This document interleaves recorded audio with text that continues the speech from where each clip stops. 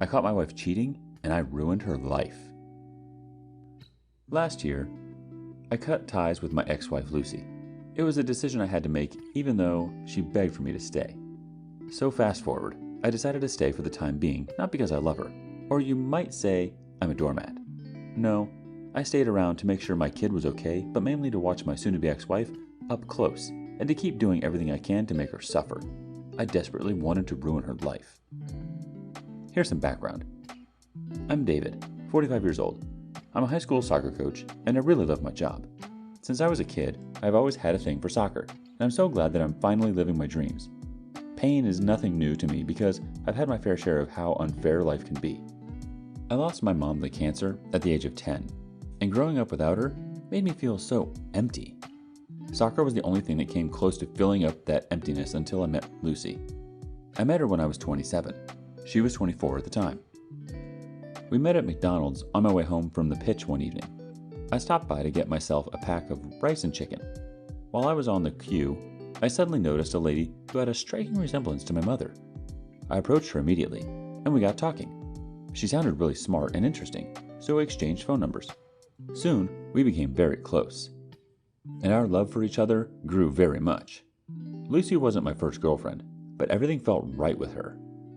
As of the time we met, she was in college, somewhere in California, studying literature while I was based in Los Angeles.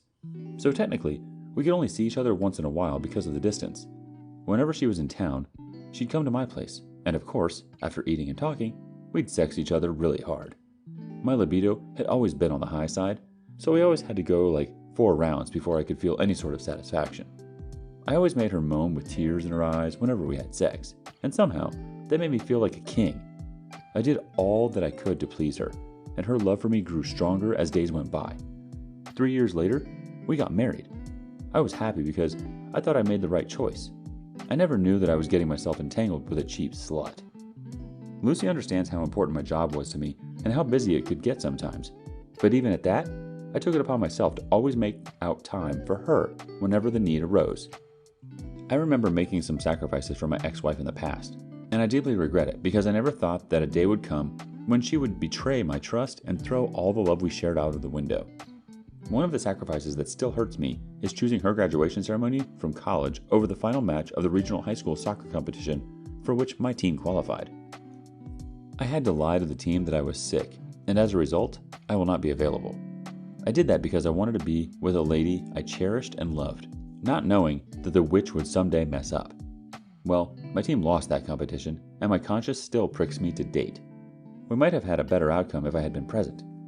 Today makes it exactly 2 years since I got divorced from that witch, and it's been the best 2 years of my life so far. Our marriage lasted 13 years before I got to know that she had been cheating on me. I don't know how long she had been doing that, but one thing is certain. Lucy was not loyal, and I was going to ruin her life. I think I was able to achieve that before moving out of the house for good, though, but I must say that the fact that I don't have to worry myself about some witch wife cheating on me again is one of the things that has made the past 2 years of my life even more beautiful. I started suspecting that something wasn't right with my ex-wife the moment she appeared to stop caring about my absence from home. Truth be told, after we got married, my job took more and more of my time, and Lucy always complained about it. Although I tried my best to make changes in order to make more time for her and my daughter, Stephanie. It seemed to her like my best was just not good enough. After a while, Lucy began hiding things from me, especially her phone. I acted like I didn't notice the thing, but I saw it.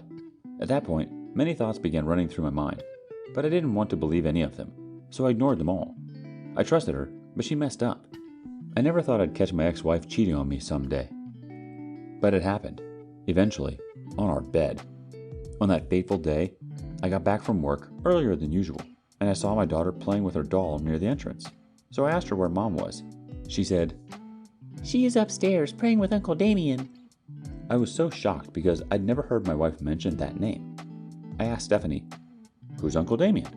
She responded by saying, He comes here sometimes to pray with Mommy, and whenever they are together, Mommy keeps saying, 'Oh Lord, don't stop, oh Lord.'" Stephanie was only 5 years old at the time, but she was a very smart and observant kid. I became furious after listening to Stephanie. I knew what all she said meant, so I immediately rushed upstairs. I tried to open the door, but Lucy had already locked it from inside. I stepped back a little and ran towards the door with a hard kick, making it jack open. And there she was, lying on the bed, naked. She tried to cover herself with Damien's shirt, but it wasn't big enough. She was so shocked to see me. She was confused and she began sweating. I looked around the room and saw Damien's Timberland shoes by the bedside, which helped confirm that he was still hiding somewhere in the room. I became so angry and I shouted aloud. My exact words were, "Damien, get the F out of my room now, and I'd let you live."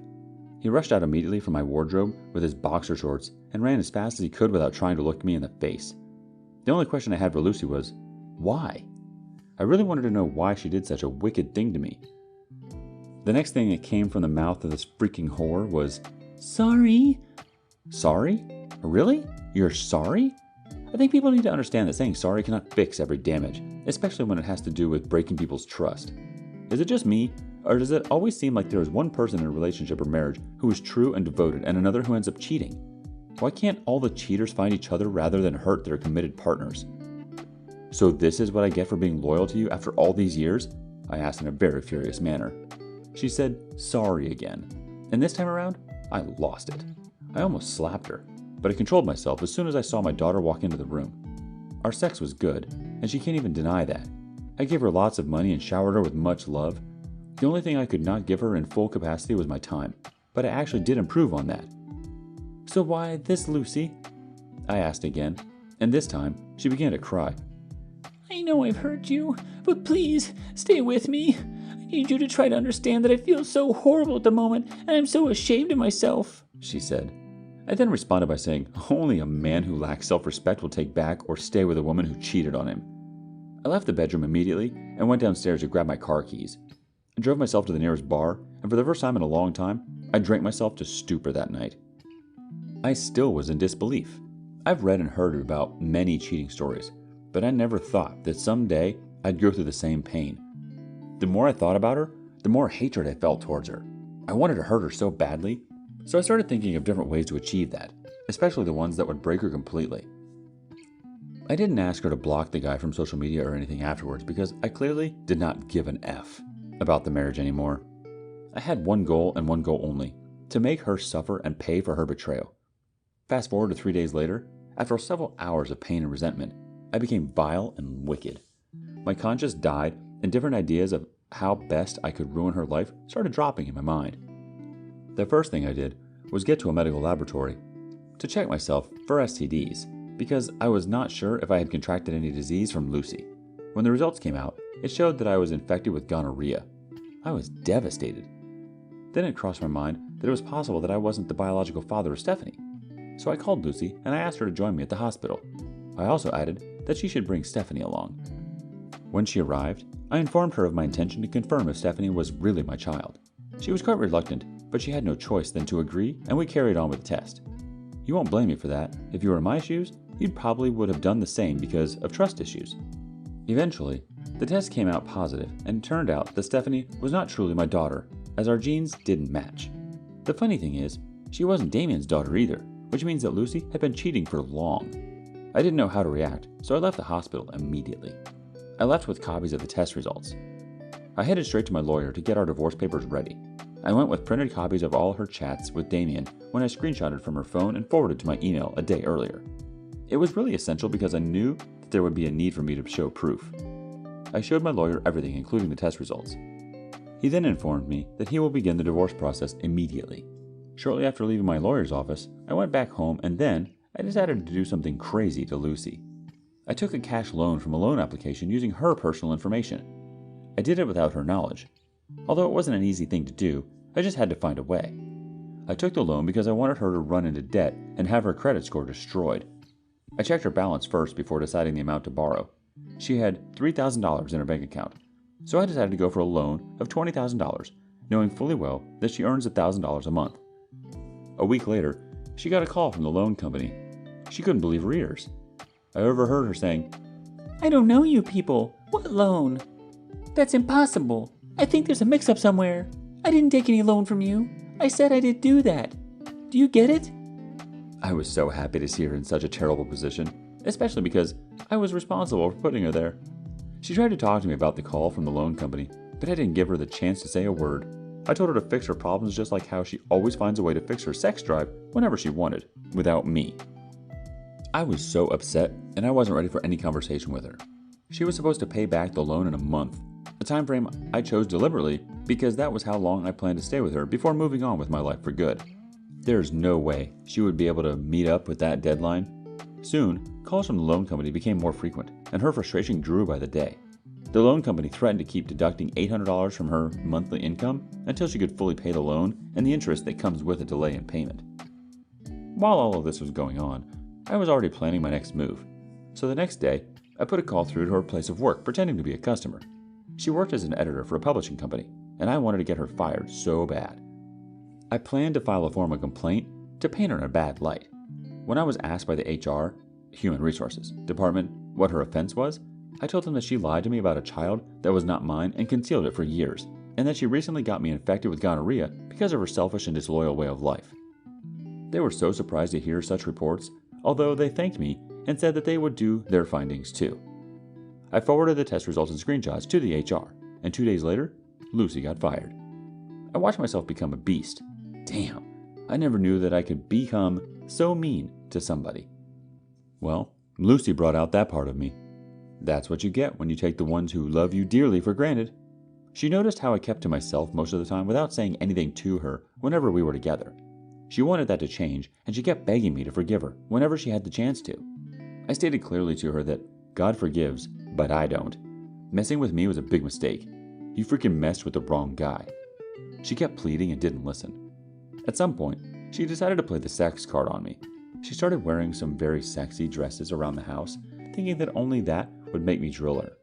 Haha, she probably doesn't know me well. You are going to have to ask me for it, witch.